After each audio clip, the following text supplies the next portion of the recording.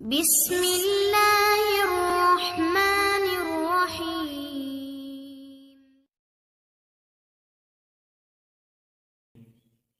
حضرت موسیٰ علیہ السلام سے ایک غریب آدمی نے درخواست کی کہ آپ کلیم اللہ ہیں، اللہ تعالیٰ سے دعا کریں کہ وہ میرا رزق بڑھا دے، مجھے کئی وقت فاقے ہو جاتے ہیں۔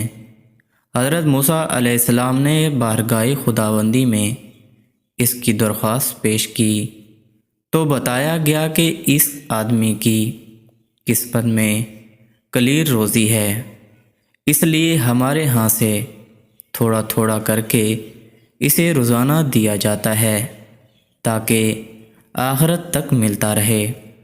اس شخص کو جب یہ بات معلوم ہوئی تو اس نے درخواست کی کہ آپ اللہ تعالیٰ سے سفارش کر کے میری قسمت کا سارا رزق مجھے ایک ہی بار دلوا دیں۔ اللہ تعالیٰ نے حضرت موسیٰ علیہ السلام کی دعا قبول کر لی اور اس غریب شخص کو تمام زندگی کا رزق ایک ہی بار مل گیا۔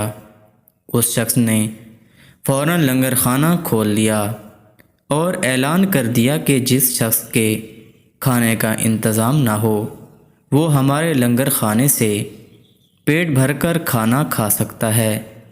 حضرت موسیٰ علیہ السلام کو اس کی اس حرکت پر تعجب ہوا۔ انہوں نے اسے سمجھانے کی کوشش کی لیکن جب وہ نہ مانا تو مایوس ہو کر چلے گئے۔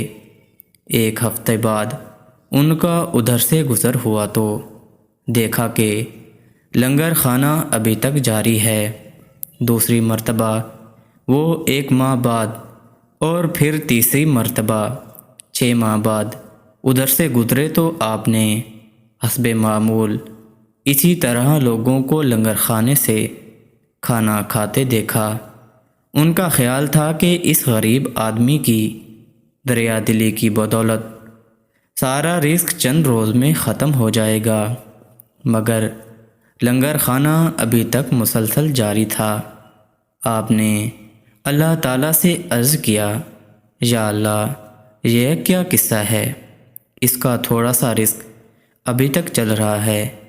جواب آیا، بے شک اس کی قسمت میں تھوڑا سا ہی رزق تھا جو اب تک ختم ہو جانا چاہیے تھا، لیکن ہمارے قانون یہ ہے کہ جو شخص ہماری راہ میں خرچ کرتا ہے تو ہم اس کو 10 گنا اس کو دنیا میں دیتے ہیں اور 90 گنا آخرت میں دیتے ہیں۔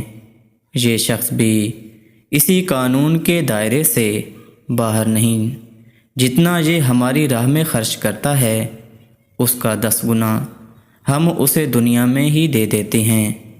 اس میں تعجب کی کیا بات؟